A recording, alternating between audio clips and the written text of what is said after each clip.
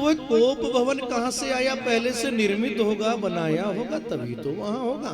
उसी समय थोड़े ही कोप भवन बनाया। तो पहले यह व्यवस्था होती थी कि जब भी मकान बनाया जाए तो उसमें अलग से कोप भवन बनाया जाता है। आपके यहाँ तो नहीं बना शर्मा जी? अब क्या बनेगा हमारा? अब तो पूरा हो गया सब। हाँ, तो कोप भवन, यदि देवी रुष्ट हो जावे तो जाकर के उस कोप भवन में बैठ जाए। पहले जब ये देवियां रुष्ट होती थी ना साहब, अपने पति देव से अपना श्रृंगार नहीं करती थी और अपने केसों को जो है खुले रखती थी, बेनी नहीं गूंथती थी, सिर में चुटिया नहीं बनाती थी, खुले केस रखती थी। लेकिन आजकल यदि खुले केस वाली देख करके आप और रुष्ट हैं, ऐसा नहीं। आजकल तो जब ज्यादा प्रसन्न होंगी तब केस खोल दिए जाएंगे।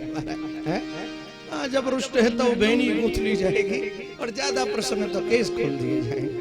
आज उल्टा हो गया। प्रेम से बोलो श्री राधे। आपकी बात नहीं कर रहे हम, प्रेम से बोलो राधे राधे साहब, आपकी बात नहीं है।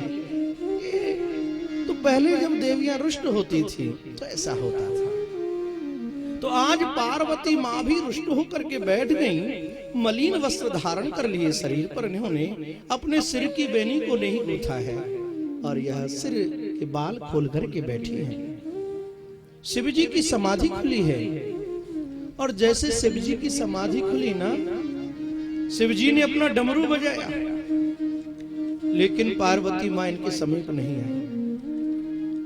प्रतिदिन तो जब डमरू बजाते थे यह भोलेनाथ, तो पार्वती माँ इनके समीप उपस्थित हो जाती थी। लेकिन आज एक बार नहीं, दो बार नहीं, तीन तीन बार डमरू बजा दिया, लेकिन इनके समीप पार्वती माँ नहीं आई साहब। जब पार्वती माँ नहीं आई, शिव जी ने अपनी समाधि से, जब इनकी समाधि खुली और यहां से खड़े होकर के पार्वती जी के समीप गए, तो क्या पाया? पार्वती माँ तो रुष्ट होकर के बैठी है। शिव जी ने कहा, देवी इतनी रुष्ट क्यों हो गई हो? क्या बात है? क्या किसी ने कुछ कहा है? पार्वती जी कुछ नहीं बोली। बोली, देवी आखिरकार बताओ तो सही, तुम इतनी रुष्ट क्यों हो? क्या किसी ने आपसे कुछ कह दिया? पार्वती जी ने कहा, हे प्राणनाथ, मैं तो जानती, ऐसा मुझे लगता था कि आप मुझसे बहुत स्नेह करते हो, लेकिन आज मुझे मालूम पड़ा कि आप मुझसे सच्चा प्रेम नहीं करते। अरे भला हो बेचारे उस नारद का, जो उसने मुझे सब कुछ सच सच बता दिया, नहीं तो मैं भ्रम में थी अभी तक। अरे देवी, क्या नारद यहाँ भी आके अपनी कुछ लीला कर गया क्या? बोले, हाँ जी, नारद ने मुझे सब कुछ बताया, नहीं तो मैं भ्रमित थी अभी तक। तो स्वामी, आप मुझे यह बतलाइए, यदि आप मुझसे सच्चा प्यार करते हैं, सच्चा स्नेह करते हैं, सच्चा प्रेम करते हैं, तो यह बतलाइए, आपके गले में जो मुंडों की माला है, इस मुंडों की माला में ये मुंड किसके लगे हैं? पार्वती, ये जान के क्या करोगे? नहीं नहीं स्वामी, आप मुझे बताइए, इस मुंडों की माला में ये मुंड किसके? भगवान शिव ने कहा, जानना चाहती हो? तो इस मुंडों की माला में जो भी मुंड हैं, ये सब तुम्हारे ही लगे हैं। जब जब तुम पृथ्वी पर जन्म लेकर के आती हो और जन्म के बाद जब तुम्हारी मृत्यु हो जाती है, मृत्यु हो जाने के पश्चात तुम्हारे मुंड को लेकर के मैं अपनी माला में पिरो लेता हूं। तो इतनी बार आपकी मृत्यु हो चुकी है कि आपके मुंडों की यह माला मैं अपने गले में बना करके पहनता हूं। पार्वती ने कहा, स्वामी, मेरी इतनी बार मृत्यु हो गई, लेकिन आपकी अभी तक एक भी बार मृत्यु नहीं हुई, इसका क्या कारण है? देवी, इसका एक ही कारण है, मैंने कथा रूपी अमृत का पान कर रखा है। जिस कथा रूपी अमृत को पान करके लोग अमर हो जाते हैं साहब, उस कथा रूपी अमृत का मैंने पान कर रखा है। अच्छा, लोग कहते हैं अमृत पान, अमृत पान। अमृत पान करने से क्या होता है जरा बताओ? कितने लोग जानते हैं? हाथ उठाइए, जरा हाथ उठाओ। अमृत पीने से क्या होता है? मालूम ही नहीं है, अमर हो जाता है। हाँ हाँ साहब, लोग कहते हैं कि जो व्यक्ति अमृत पान कर लेता है वह व्यक्ति अमर हो जाता है, लेकिन आचार्य चरण कहते हैं अमृत को पान करने वाला व्यक्ति अमर नहीं होता, उसकी कुछ दिन की आयु बढ़ जाती है, 10,000 वर्ष की उसकी आयु हो जाती है। अमर तो जब इस पृथ्वी का स्पर्श मेरे गोविंद ने किया, जब वह इस पृथ्वी को छोड़ करके गए, उन्होंने अपनी लीला की, तो जीव जो यहाँ रहता है वह कभी अमर नहीं होता।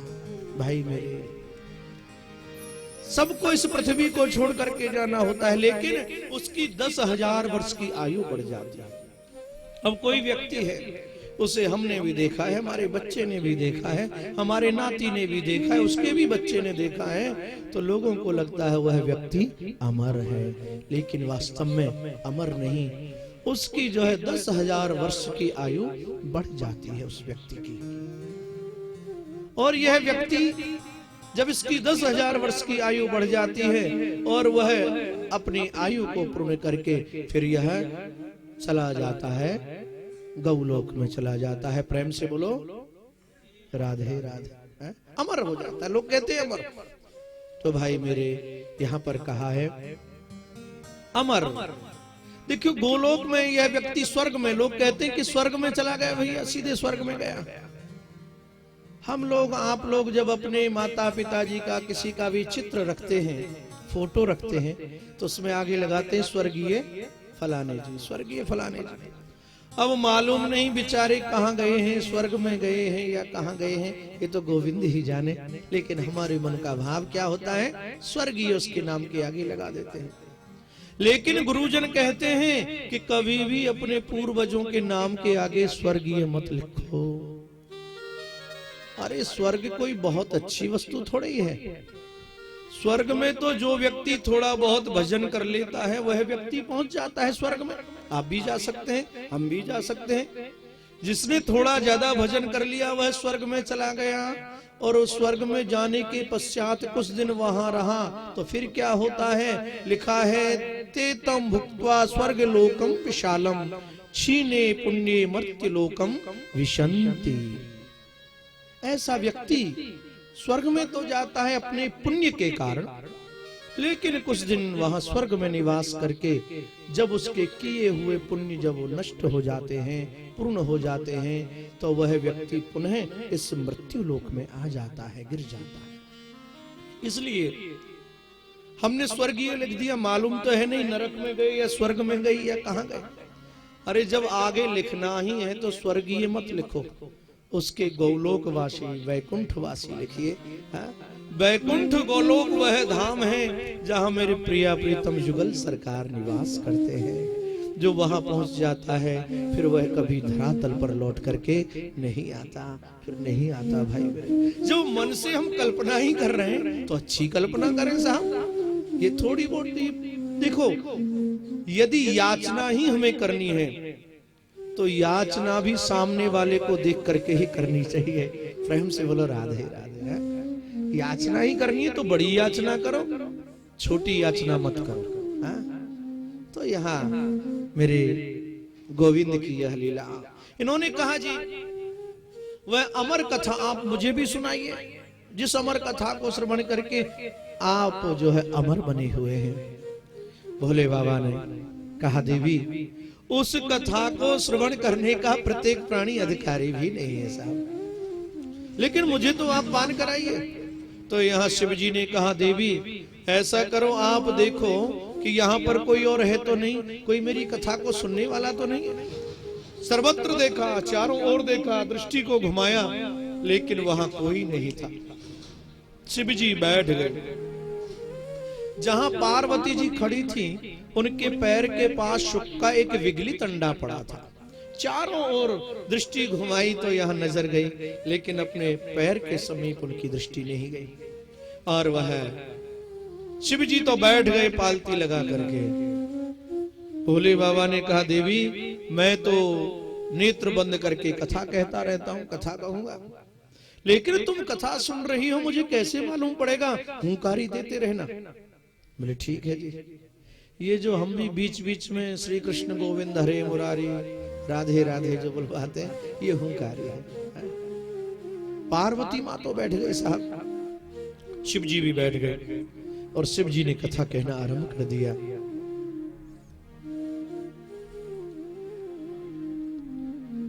ठीक है, इसका नाम ही आदि करता है।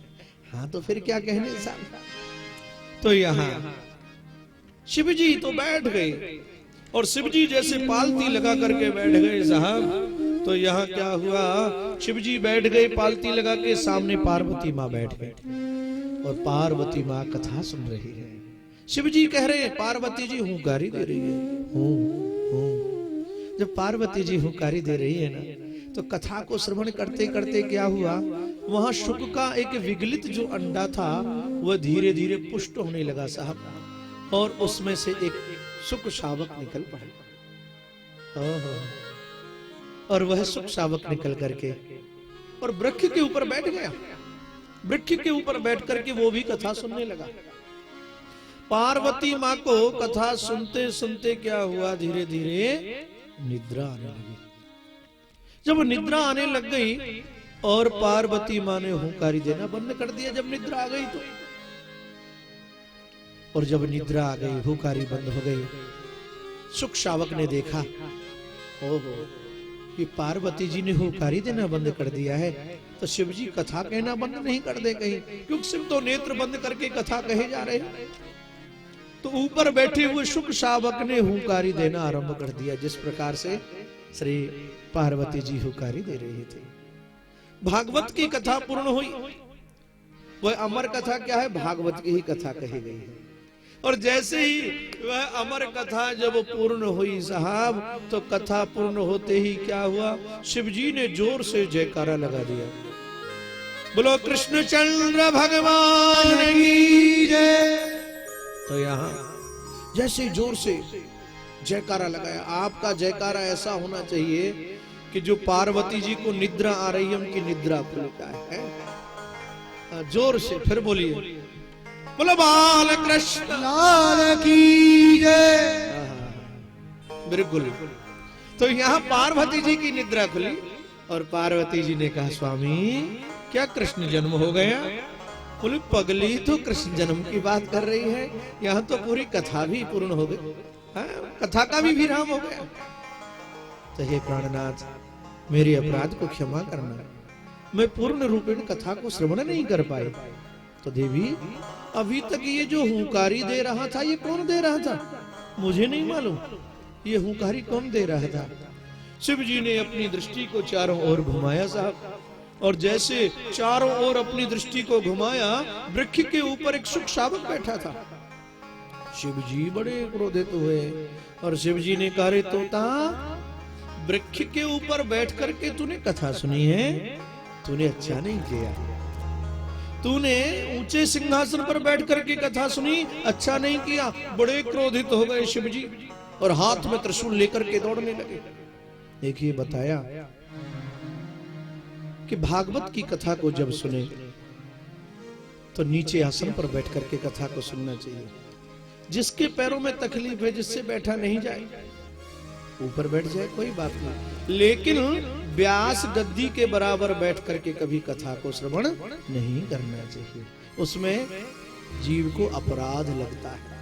यहाँ पर लिखा, तद वेदी पुन पापेन परिपृष्ठ न सेवया उपदेख्यन्निते श्यानम ज्ञानिन तत्वदर्शिता।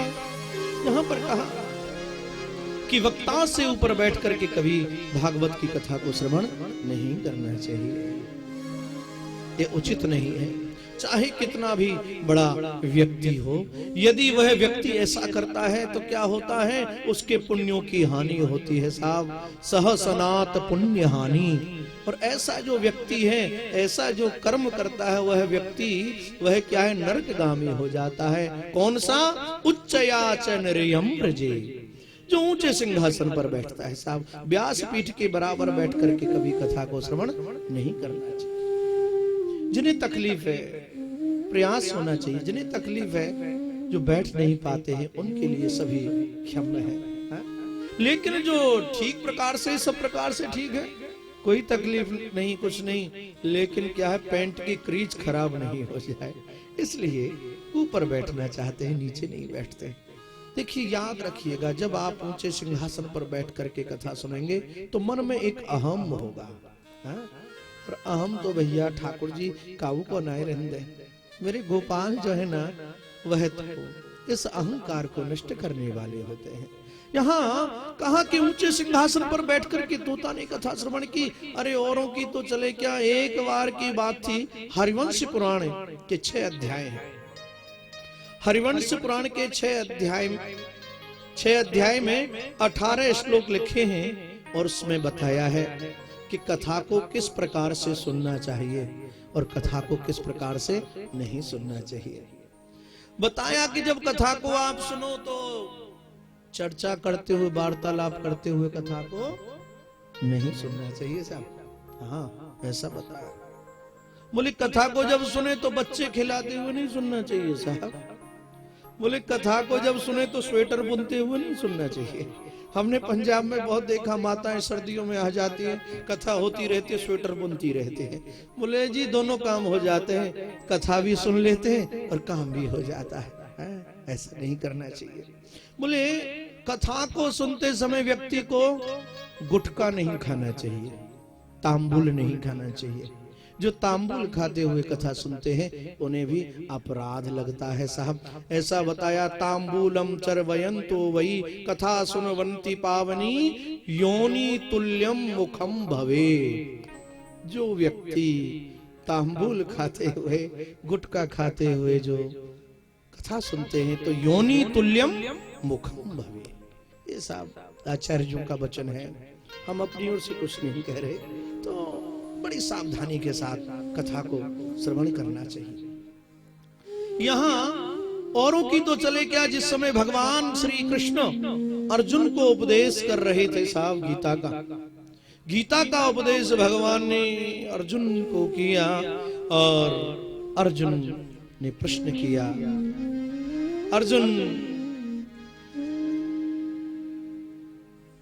अर्जुन ने अनेक प्रश्न किए भगवान से, लेकिन भगवान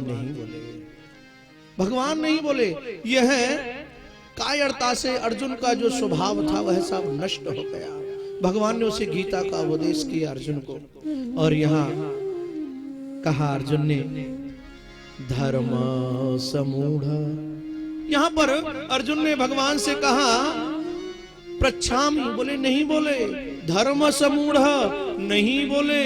और जब अर्जुन ने कहा शिष्यस्तो हम, मैं आपका शिष्य हूँ, तो भगवान यहाँ पर बोले। और अर्जुन ने कहा नष्टो मोहम, मेरा जो मोह था वह सभी नष्ट हो गया, गुरुदेव सब कुछ नष्ट हो गया। शिष्यस्तो हम। कई लोग जो है शिष्य गुरुजी कहते हैं। कई जगह की तो भाषा है, क्यों गुरु क्या हाल है, बनारस में वृंदावन में चले जाओ, खूब भांग छान ली, भांग छान के क्यों गुरु क्या बात है, अब गुरु कहने से गुरु थोड़ी हो जाएगा। तो भाई मेरे, लेकिन तभी क्या हुआ, तभी वहां पर अर्जुन खड़ा था हाथ जोड़े, तभी वहां पर श्री हनुमान जी महाराज आए। हनुमान जी ने भी हाथ जोड़े और हनुमान जी ने कहा, हे कृष्ण, हे गोविंद, आज तो मैं भी धन्य हो गया। आपने जो अर्जुन को जो उपदेश किया वह आपका दिया हुआ उपदेश मैंने भी सुना, तो मैं भी धन्य हो गया, मेरा भी मोह नष्ट हो गया। भगवान ने कहा, तुमने यह उपदेश कहां सुना, तुम तो मुझे दिखाई नहीं पड़ रहे थे। हनुमान जी ने कहा, इस अर्जुन के रथ के ऊपर जो ध्वजा लगी है, उस ध्वजा में बैठ करके, ऊपर बैठ करके मैंने आपके उपदेश को श्रवण किया।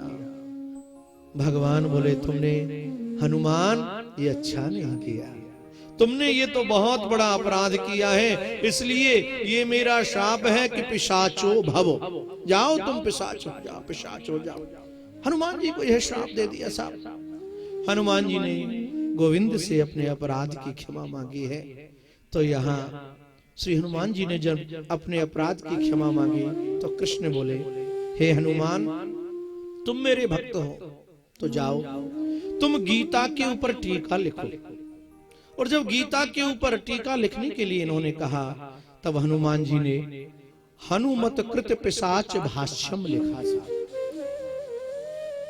हनुमत कृत पिशाच भाष्यम जब यह लिखा, और उसको लिखने के पश्चात हनुमान जी इस पिशाच योनि से मुक्त हुए। साहब प्रेम से बोलो, जरा प्रेम से जोर से बोल दो, मुस्कुरा के बोलो, जय श्री राधे राधे। आवाज नहीं निकलती है साहब। तो भाई मेरे कहने का अभिप्राय कि कथा को जो है व्यासपीठ से ऊपर बैठ के नहीं सुनना चाहिए। अब तो यहाँ शिव जी क्रोधित हो गए, आगे आगे यह शुक शावक चल रहा था। शिव जी ने अपने हाथ में त्रिशूल ले लिया, पीछे पीछे भगवान शिव जा रहे थे। और शुक शावक जाकर के व्यास जी का जो आश्रम है वेद व्यास जी का, उस आश्रम के समीप पहुंचा। और वहां पर इनकी जो पत्नी है, वह पत्नी इनकी अपने केशों को सुखा रही थी। और इनकी पत्नी को जैसे उवासी आई, उवासी जैसे आई तो इनके मुख के द्वारा वह शुक शावक और इनके उदर में प्रवेश कर गया। प्रेम से बोलो श्री राधे राधे। वह प्रवेश कर गया। तो इसलिए जब कभी उवासी आवे ना तो मुंह पर हाथ लगा, राधे राधे बोलो, राम राम बोलो, श्याम श्याम बोलो। कई देवियां तो सुरसा की तरह मोड़े फाड़ दे महाराज ऐसे। सब मुंह पर हाथ लगा लो, कुछ जो है थोड़ा बहुत राधे राधे श्याम श्याम कुछ बोलो। हाँ नहीं, कहीं किसी दिन गड़बड़ नहीं हो जाए, है कहीं सुखदेव जी चले गए तो गड़बड़ हो जाएगी। वो तो माँ थी, सुखदेव जी को 12 वर्ष तक अपने उदर में रखा। 12 वर्ष तक श्री सुखदेव स्वामी अपनी माँ के उदर में रहे हैं। इनके पिता जो वेद व्यास जी थे, वेद व्यास जी ने एक दिन सुख से कहा, बेटा तू अपनी माँ के गर्भ में रहता है, तो तेरे माँ के गर्भ में रहने से तेरी माँ को बहुत कष्ट हो रहा है, तू माँ के गर्भ से बाहर निकल के आना। सुखदेव जी ने अंदर से ही अपने पिताजी से वार्तालाप कर रहे हैं, वेद व्यास जी से, और कहा, पिताजी मैंने सुना है जो जीव पृथ्वी का स्पर्श करता है वह भगवान को भूल जाता है, जब तक माँ के गर्भ में रहता है बहुत याद करता है सब परमात्मा को। और परमात्मा से कहता है, हे गोपाल मुझे इस माँ के नरक से निकाल दो, इस नरक में मैं जो फंसा हूं यहाँ से बाहर निकालो, मैं आपका भजन बहुत करूंगा। लेकिन बाहर आते ही, पृथ्वी का स्पर्श होते ही यह गोविंद को भूल जाता है और संसार चक्र में यह फंस जाता है। जब यह जन्म लेकर के आता है ना, तो इसे साहब वेदवाणी का ध्यान होता है और बोलता है क्वां हम, रोता है ना, रुदन करता है, क्वां हम, मैं कहाँ हूँ। लेकिन दाई आती है इत्यादि, इसके मुंह में उंगली इत्यादि देते हैं, इसे सब विस्मरण हो जाता है, सब विस्मरण हो जाता है। तो यहाँ श्री सुखदेव स्वामी ने कहा, पिताजी मैं माँ के गर्भ से बाहर निकल के आऊं, आप पहले मुझे वचन दीजिए कि मैं गोविंद को कभी नहीं भूल पाऊं, आप भी तो भगवान के अंशावतार हैं, वचन दीजिए। श्री सुखदेव जी के लिए व्यास जी ने वचन दिया है। और यहाँ श्री सुखदेव स्वामी माँ के गर्भ से बाहर निकल करके आए हैं। बोलो श्री सुखदेव भगवान की जय, श्री सुखदेव भगवान की जय। सुखदेव स्वामी माँ के गर्भ से बाहर निकल के आए, और गर्भ से बाहर निकल करके जैसे ही आए, जन्म लेते ही ये जंगल की ओर चले हैं। और जैसे ही जंगल की ओर चले हैं, इनके पिता व्यास जी विरह से व्याकुल होकर के इनके पीछे पीछे दौड़ने लगे। पुत्रेति तन्मयतया तरिवो विनेदुस् तम सर्वभूत हृदयं मुनिमानतोस्मि।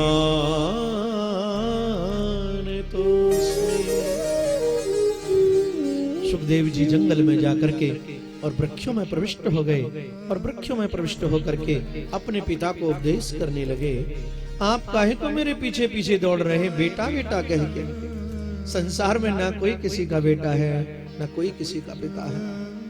अनेक जन्मों में मैं आपका पिता हुआ हूं, अब की बार आप मेरे पिता है, मैं आपका बेटा हूं। ये संसार चक्र है, चलता रहता है, आप यहां से लौट जाइए। और श्री व्यास जी तो बड़े ही दुखी होकर के लौट के आ गए। और जब लौट करके आ गए, उदास बैठे थे। नारद बाबा इनके समीप गए। नारद जी ने उदासी का कारण पूछा तो व्यास जी ने बता दिया कि जी एक ही तो पुत्र था, जन्म लेते ही जंगल में चला गया, इसीलिए उदास हूं। तो क्या अपने पुत्र को अपने पास पाना चाहते? बोले हाँ।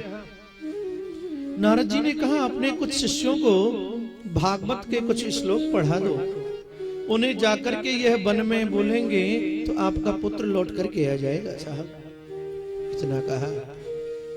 व्यास जी ने अपने कुछ शिष्यों को भागवत के कुछ श्लोक पढ़ा दिए और यह उन श्लोकों को जाकर के जंगल में बोलने लगे। उनमें से एक श्लोक था, अहो बकीयम ईसन काल कोटम जिघांसया पाय यद्यपि साध्वे। श्री कृष्ण गोविंद हरि मुरारे, हे नाथ नारायण वासुदेव।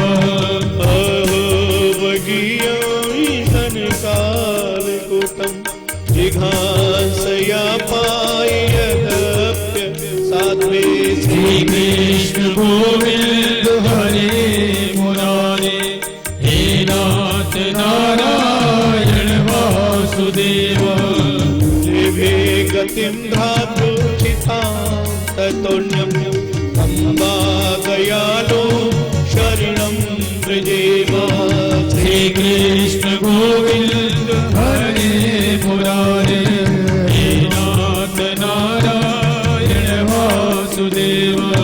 हे नाथ नारायण वासुदेव, हे नाथ नारायण वासुदेव, हे नाथ नारायण वासुदेव, हे नाथ नारायण वासुदेव, हे नाथ नारायण वासुदेव, हे नाथ नारायण वासुदेव। कृष्ण गोविंद हरे मुरारे, नाथ नारायण वासुदेव। श्री कृष्ण गोविंद हरे मुरारे, हे नाथ नारायण वासुदेव। श्लोक गाया। इसका भाव था अहो बकीयम स्तन काल कोटम जिघांसया पायदम साध्वी। बोले बकी, अहो बकी, बकी माने पूतना। वह पूतना कैसी थी जो अपने स्तनों से विष लगा करके, कालकूट विष लगा करके साहब अपने स्तनों से आई कि इन स्तनों का पान करा करके और मैं नन्हे से लाला का वध कर दूंगी। लेकिन मेरे कन्हैया की कृपा तो देखो, मेरे गोपाल की कृपा तो देखो। जो पूतना विष लगा करके मारने के लिए आई ना कन्हैया को, भगवान ने उसके ऊपर कृपा की और उसे अपनी माता की गति प्रदान कर दी। साहब प्रेम से बोलो श्री राधे राधे। अपनी माता की गति प्रदान कर दी उन्हें। बताओ, अच्छा जरा बताओ, कोई आपको मारेगा, किसी ने आपको थप्पड़ मारा तो आप क्या करोगे? क्या करोगे बता? कितनी जल्दी का दोबारा हम मार देते हैं साहब। अरे मारोगे तो जब जब तुम मारने लायक होगे। यदि ठीक बात, यदि आप में वह सामर्थ्य होगी तो आप भी थप्पड़ का जवाब थप्पड़ से दे दोगे, और नहीं होगी सामर्थ्य तो चुप बैठ जाओगे। लेकिन ऐसा नहीं करोगे कि जिसने आपको थप्पड़ मारा है आप उसे चाय पिला दो, कि आप उसे नाश्ता करा दो। दया करो, ऐसा तो नहीं होगा। ऐसे दयालु कौन है? केवल एक मेरे गोपाल है, मेरे कृष्ण है। कंबा दयालु शरणम ब्रजेम। ऐसा गोपाल के सिवा, मेरे कन्हैया के सिवा भला दयालु और कौन हो सकता है? कहा हरि सो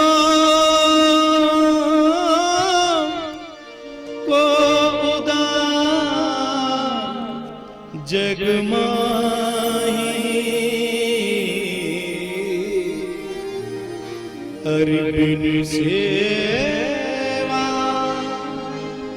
ज्योतिमय दीन पर, बिन सेवा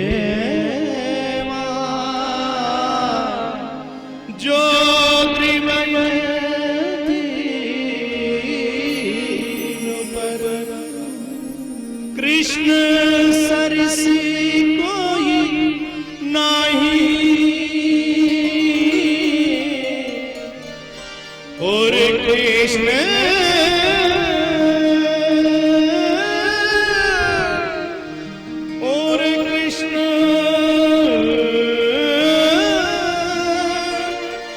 सरस कोई नाही, को उदार जग माही, हर को उदार जग माही रे माही, को उदार जग माही रे माही, को उदार जग माही। बताओ साहब, मेरे कन्हैया के अलावा ऐसा दूसरा उदार भला कौन होगा? कोई नहीं हो सकता ना। तो बस इस श्लोक में इनकी दयालुता का वर्णन किया। तुलसीदास बाबा ने बड़ा सुंदर यह पद रचना की विनय पत्रिका के साथ। बड़ा सुंदर यह है, बोला तुलसी बाबा ने,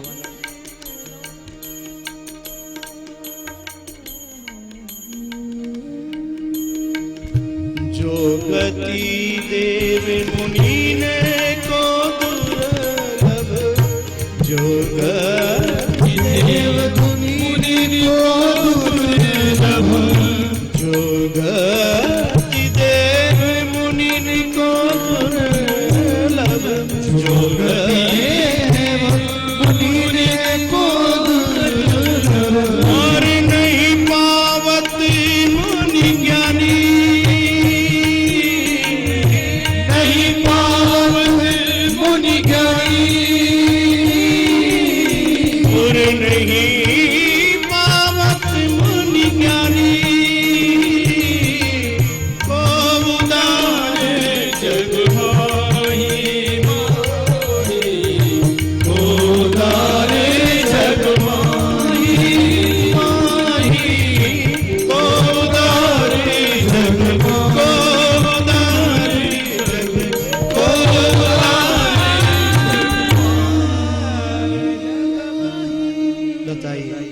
ऐसा उदार कोई और नहीं हो सकता। ये श्लोक जैसे यहाँ व्यास जी के शिष्यों ने गाए ना साहब, तो यहाँ श्री सुखदेव स्वामी ने श्लोकों को सुना और श्लोक सुन करके कि जंगल से बाहर निकल करके आए, और जब जंगल से बाहर निकल करके आए पूछा, भैया तुम कौन हो, क्या तुम्हें ऐसे श्लोक और भी याद है? इनके शिष्यों ने कहा, हमारे गुरुजी को बहुत याद है ऐसे श्लोक। जब इतना कहा तो बोले, हमें भी अपने गुरुजी के पास ले चलो ना। तो यहाँ श्री सुखदेव स्वामी को लेकर के यहाँ व्यास जी के पास आए हैं, और जब व्यास जी के पास आए इन्हें लेकर के, तो व्यास जी को जैसे देखा सुखदेव स्वामी ने विचार किया, ये तो मेरे पिताजी हैं। उन्हें प्रणाम किया और कहा, आप मुझे भी भागवत के वह श्लोक श्रवण कराइए। तो यहाँ श्री सुखदेव स्वामी को बिठा करके और व्यास जी ने यह कथा कहना आरंभ कर दिया। भागवत की कथा को यहाँ पर श्री वेद व्यास जी ने सुखदेव जी के लिए यहाँ पर सुनाया है। श्री सूत जी से शौनकादिक ऋषियों ने कहा, ये भागवत जो है इसकी रचना कैसे हुई, जरा ये भी तो आप हमें बताइए। बोले जी, इसकी रचना श्री वेद व्यास जी ने ही की है। बोले अच्छा, वेद व्यास जी ने की? बोले वेद व्यास जी के मन में जब असंतोष था, शांति नहीं थी, तो नारद बाबा इनके समीप आए हैं और नारद बाबा से इन्होंने कहा, नारद जी मेरा मन बड़ा ही अशांत है, मन बहुत अशांत। मुझे जो कुछ करना था मैंने कर दिया, लेकिन फिर भी मेरे मन में शांति नहीं है। पहले जी एक वेद था और इन्होंने एक वेद को 4 भागों में विभक्त किया है, और ये 4 अपने शिष्यों के लिए इन्होंने इन वेदों को पढ़ा दिया है।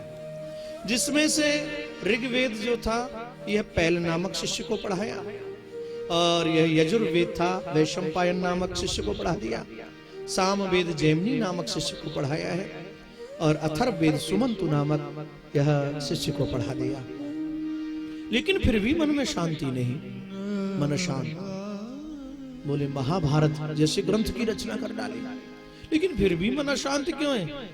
नारद ने कहा कि आपने इतने ग्रंथों की रचना की, लेकिन इसमें आपने कोई ऐसा ग्रंथ नहीं बनाया मुख्यतः जिसमें श्री कृष्ण की कथाओं की चर्चा हो, जिसमें भगवान की लीलाओं का वर्णन आया हो। ऐसी कोई सुंदर आप ग्रंथ की रचना कीजिए। तो साहब यहाँ इन्होंने क्या किया, श्री नारद बाबा ने अपने पूर्व जन्म की कथा को बताया कि जब तक भगवत नाम नहीं लेता जी, जब तक मन शांत रहता है। अपने पूर्व जन्म की कथा बताई। मैं एक दासी का पुत्र था पूर्व जन्म में। मेरी माँ संतों की सेवा करती थी, और जब संतों की सेवा करती थी झाड़ू पोछा लगाती थी, और संतों का जो उच्चिष्ट जो प्रसाद होता था झूठन प्रसाद, उस झूठन प्रसाद को ग्रहण करती थी। प्रेम से बोलो श्री राधे राधे। तो नारद जी ने कहा मैं भी अपनी माँ के साथ उन संतों की सेवा करता था, और उनका जो उच्चिष्ट जो झूठन जो प्रसाद था, उस झूठन प्रसाद को मैं भी ग्रहण करता था, मैं भी खाता था। उन संतों की झूठन असीत प्रसादी ग्रहण करने से मेरी बुद्धि जो है वह परिवर्तित हो गई, बुद्धि बदल गई साहब, मन बदल गया, बुद्धि बदल गई। कहा जी क्या कभी झूठन खाने से भी बुद्धि बदलती है? क्या मन भी बदलता है? बोले हाँ साहब। जैसे किसी को कोई रोग होता है ना, भगवान न करे, किसी को टीबी का रोग है, लोग कहते हैं अरे उसका झूठा नहीं खाना, उसे रोग लगा हुआ है। जो रोग उसे लगा है यदि उसका झूठा खाएगा तो वह रोग तुझे भी लग जाएगा, ऐसा कहते हैं ना लोग। तो बताओ यदि कोई टीबी का मरीज है, उसका झूठा खाने से हमें टीबी का रोग लगने की संभावना है, तो हमारे संतों को तो भगवत नाम लेने का रोग लगा हुआ है, उनको वो रोग है। तो जब टीबी वाले का हम झूठा खाएंगे वह रोग हमें लगेगा, तो जो रोग हमारे संतों को भगवत नाम लेने का लगा है, तो उनका जो झूठन खाएगा वह रोग सामने वाले को भी लग जाएगा। तो वही रोग इस बच्चे को भी लगा, और यह बच्चा भी गोविंद नाम संकीर्तन करने लगा, संतों का संग करने लगा। एक बार संत जो है यहाँ से अपने चातुर्मास यहाँ नगर में जो कर रहे थे, वह चातुर्मास पूर्ण करने के पश्चात और लौट करके जाने लगे। ये बच्चा भी धीरे धीरे उनके साथ जाने लगा। संतों ने समझे अरे बालक तू यहीं पर रहे, यदि तू चला जाएगा तो तेरी माँ बड़ी दुखी हो जाएगी, और हम तुझे एक मंत्र दे करके जाते हैं, उस मंत्र का यहाँ पर तू जाप करना। और इस बच्चे को यह मंत्र दे करके गए, नमो भगवते तुभ्यं वासुदेवाय धीमहि प्रद्युम्नाय निरुद्धाय नमः शंकर्षणाय च। यह मंत्र दे दिया साहब। क्या मंत्र दिया?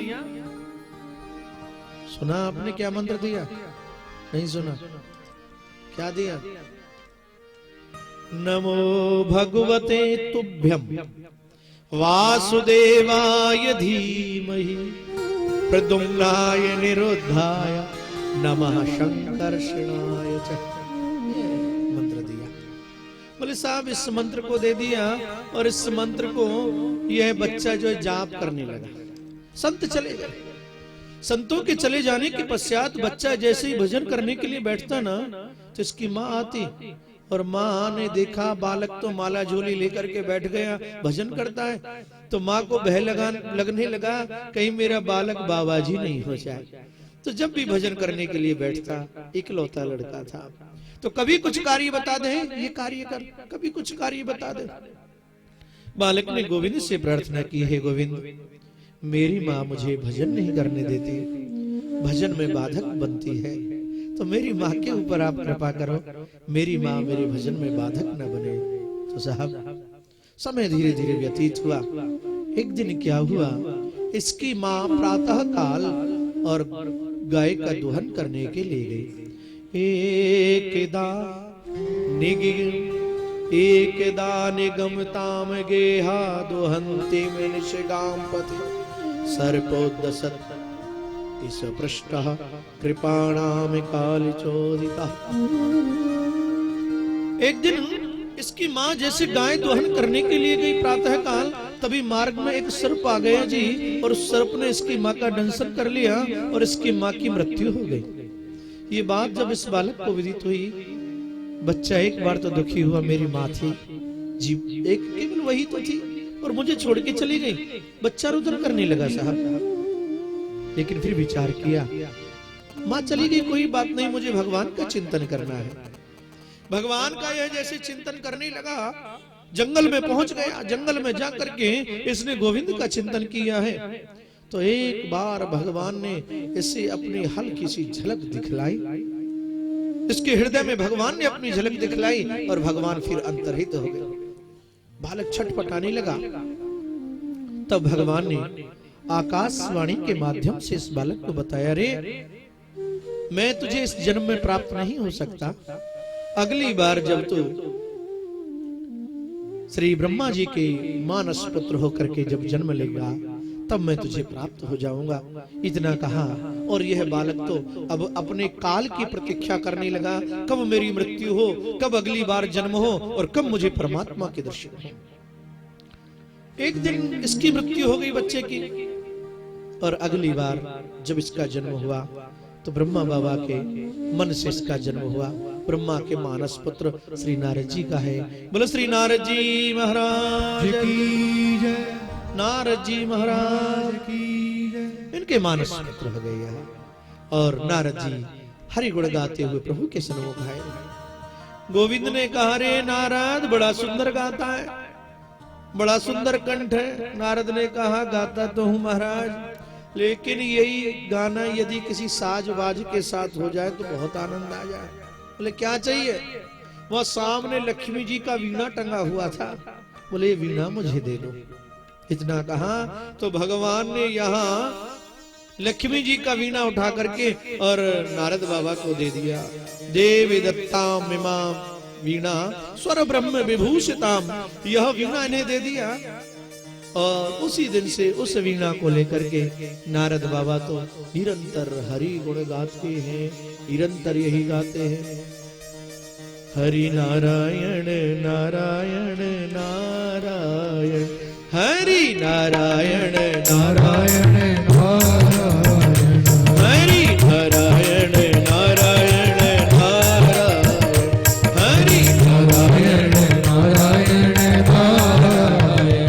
नारायण नारायण, आप भी नारद जी के साथ 2 बार नारायण का स्मरण कीजिए, तो जिससे हमारे हृदय में भी नारायण आकर के विराजे। हरि नारायण नारायण नारायण, हरि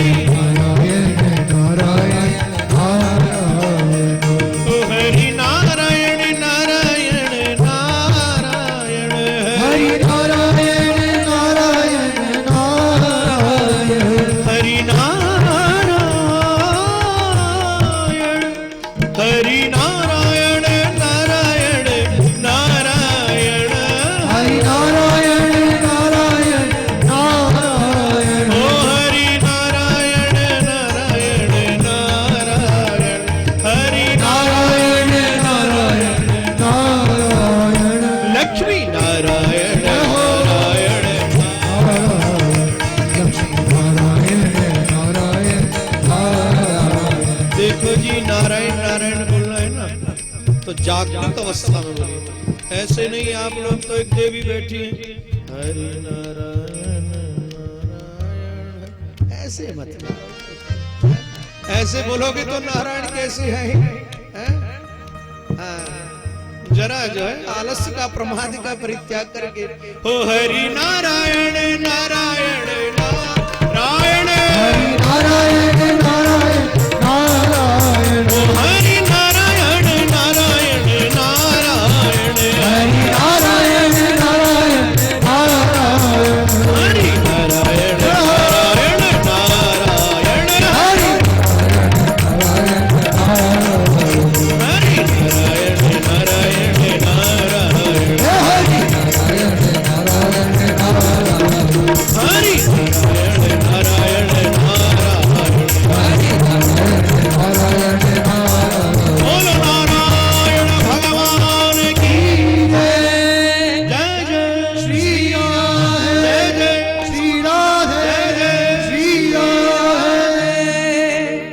यहाँ नारद बाबा ने व्यास जी को बताया कि मैंने भी जब भगवान का चिंतन किया तब मेरे मन को शांति मिली, तो आप भी कोई ऐसा ग्रंथ बनाइए जिसमें भगवान की लीलाओं का वर्णन हो।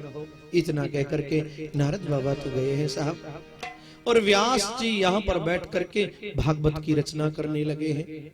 और जब भागवत की यहाँ रचना करने लगे तो प्रसंग आया यहाँ पर यदा मृधे कौरव संजया नाम वीर उस्यथो वीर गतिम गतेषु वृकोदरा विधि गदा विमर्श भगनो रुद्दंडे धृतराष्ट्र पुत्रे।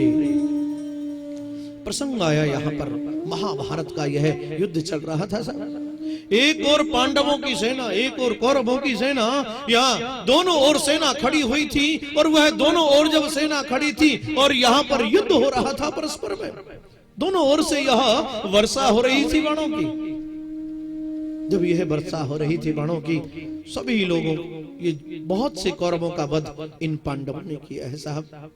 और जब बहुत से कौरवों का वध किया, और आज यहाँ यह जो दुर्योधन जो था, इस दुर्योधन की जंघा पर और यहाँ भीम ने गदा का प्रहार किया है।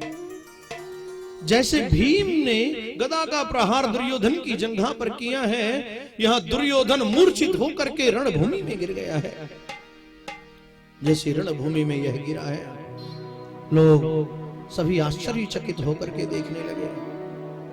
लोगों ने कहा कि यह भीम ने अन्याय पूर्वक इसकी जंघा पर गदा का प्रहार किया, क्योंकि गदा युद्ध जो है उसका नियम है, कटी से नीचे उसका प्रहार नहीं किया जाता। इस दुर्योधन का सारा अंग जो था वह लोहे के समान हो गया था। वह किसकी कृपा से? इसकी मां गांधारी की कृपा से। जिस समय महाभारत का वह युद्ध चल रहा था, अनेक कौरवों का जब वध हुआ, तो मां गांधारी ने अपने पुत्र दुर्योधन को बुलाया और कहा, बेटा मेरे बहुत से पुत्र, इसके बहुत से पुत्रों का वध हो गया, मैं तुझे खोना नहीं चाहती। ऐसा करना, अर्धरात्रि के समय मेरे पास आ जाना और बिल्कुल नग्न अवस्था में आना, निर्वस्त्र होकर के आना। जब इतना कहा तो यहाँ दुर्योधन ने कहा, ठीक है मां। चला गया दुर्योधन। अर्धरात्रि का वह समय हो गया साहब, और दुर्योधन नग्न अवस्था में यहां से और चलने लगा मां गांधारी के शिविर की ओर। मार्ग में जा रहा था तो रणभूमि में अनेक शव छिन्न भिन्न अवस्था में पड़े हुए थे। किसी का एक हाथ नहीं था, किसी का एक पैर नहीं था, किसी की गर्दन नहीं थी। ये सारे शव जो है मरुभूमि में पड़े हुए थे।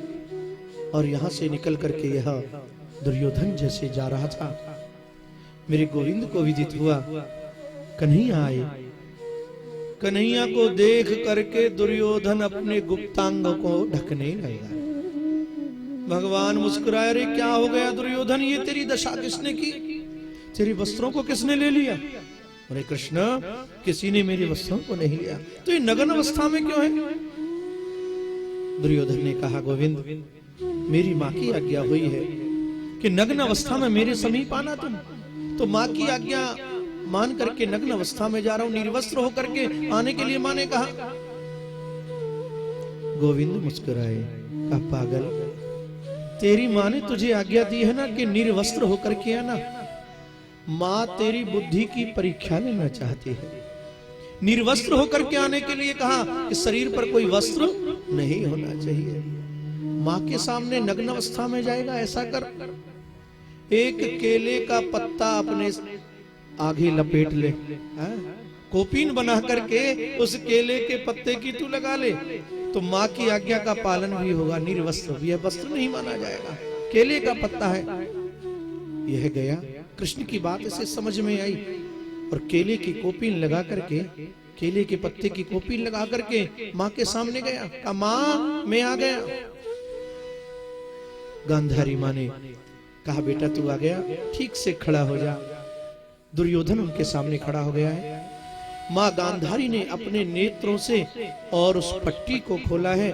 जैसे अपने नेत्रों की पट्टी को हटाया है और अपने नेत्रों को खोल करके ऊपर से नीचे तक जैसे निहारा है दुर्योधन को, एक दिव्य ज्योति निकली और दिव्य ज्योति उसके शरीर से टकराने लगी, दुर्योधन के शरीर से। लेकिन माँ ने देखा कि सारा अंग इसका जो है निर्वस्त्र है, लेकिन यह आगे केले के पत्ते की कोपीन लगा करके आया है। माँ ने कहा दुर्योधन ये तूने क्या किया बेटा? मैंने तुझसे निर्वस्त्र आने के लिए कहा था, नग्न आने के लिए कहा था, ये कोपीन तू केले के पत्ते की क्यों लगा के आया? दुर्योधन ने कहा माँ कृष्ण ने मुझसे कहा कि माँ के सामने नग्न अवस्था में नहीं जाते हैं। गांधारी ने कहा बेटा कृष्ण अपनी न जाने क्या क्या लीला करते हैं, यहाँ भी कृष्ण ने अपनी लीला की है और उन पांडवों का पक्ष किया है। बेटा तू मेरे सामने नग्न अवस्था में आता तो जहां जहां मेरी दृष्टि, यह दिव्य दृष्टि पड़ी है, ज्योति निकली है, तेरा सारा शरीर जो है यह लोहे के समान हो गया है। कहीं पर भी गदा का प्रहार हो तो भी तेरी मृत्यु होने वाली नहीं है, लोहे के समान हो गया। लेकिन जिस जंघा पर तूने यह केले के वस्त्र लपेटा है, केले की छाल लपेटी है, वह स्थल तेरा कच्चा रह गया है। अब तेरी जब भी मृत्यु होगी तो जंघा से ही होगी, नहीं तेरी मृत्यु होने वाली नहीं। दुर्योधन ने कहा तो मां फिर भी तुझे चिंता करने की कोई आवश्यकता नहीं, तेरे बेटे को कोई नहीं मार सकता, क्योंकि गदा युद्ध का ऐसा नियम है कि कटी से नीचे गदा कभी नहीं मारी जाती है, कटी से ऊपर ऊपर उसका प्रहार किया जाता है। और ये पांडव धर्म का युद्ध करते हैं तो ये कभी कटी से नीचे इस गदा का प्रहार नहीं करेंगे। तो तू चिंता न कर, तेरे पुत्र की मृत्यु होने वाली नहीं है। लेकिन गोविंद का इशारा पाकर के यह भैया भीम ने कटी से नीचे जंघा पर गदा का प्रहार किया। आज यह पड़ा है इस मरुभूमि में। भाई मेरे, अच्छा अब आप जरा विचार कर रहे होंगे कि ये महाभारत की कथा क्या है। देखिए ये महाभारत की कथा आज भी प्रत्येक व्यक्ति के घर में हो रही है। प्रेम से बोलो श्री राधे राधे। सबके घर में महाभारत हो रहा है। कदाचित आप विचार करेंगे और कहेंगे जी हमारे घर में महाभारत कहाँ होता है, हमारे घर में तो कोई दुर्योधन है ही नहीं, कोई दुर्योधन नहीं है। लेकिन आपके घर में दुर्योधन अवश्य है, अवश्य है आपके घर में दुर्योधन, लेकिन वह दुर्योधन आपको दिखाई नहीं पड़ता साहब, दिखाई नहीं पड़ता। यहाँ पर कहा इदम शरीरम कौन्तेय क्षेत्र मित्य मिधीयते। हमारे शरीर रूपी कुरुक्षेत्र में, हमारा शरीर क्या है? कुरुक्षेत्र में। और हमारे इस शरीर रूपी कुरुक्षेत्र में कौरव और पांडव दोनों ही निवास कर रहे हैं। ये कौरव पांडव यहाँ दोनों ही निवास कर रहे हैं और दोनों ही शरीर रूपी इस कुरुक्षेत्र में कौरव पांडव युद्ध भी कर रहे हैं। बहुत भारी यहाँ पर युद्ध कर रहे हैं। इस शरीर रूपी कुरुक्षेत्र में धर्म जो है यह पांडव है और अधर्म जो है यही कौरव है। धर्म और अधर्म का युद्ध हमारे शरीर रूपी कुरुक्षेत्र में निरंतर हो रहा है। इससे सावधान रहने की आवश्यकता है। देखिए, जो शरीर हमारा धर्म क्षेत्र था, आज वह कुरुक्षेत्र हो गया है। और जो शरीर हमारा यह भगवान को भजने वाला था, आज हमारा वह शरीर काम क्षेत्र बन गया है। तो इसलिए अपने मन को अपने परमात्मा की ओर लगाना है। यहाँ कुरुक्षेत्र में इनका युद्ध हुआ है साहब। दुर्योधन की मृत्यु होने वाली थी, तभी इनका जो बड़ा प्रिय मित्र था अश्वत्थामा इनके समीप आया। अश्वत्थामा ने कहा, मित्र, तुम्हारी जो अंतिम इच्छा हो मैं पूरी करूंगा, बताओ क्या करना चाहते हो, क्या इच्छा है, क्या अभिलाषा है। दुर्योधन ने कहा, यदि मेरी अंतिम इच्छा पूर्ण करना चाहते हो ना, तो पांचों पांडव जो है ना, इन पांचों पांडवों के सिर में अपने पैरों में देखना चाहता हूं। इतना कहा है, अश्वत्थामा चल दिया है जी।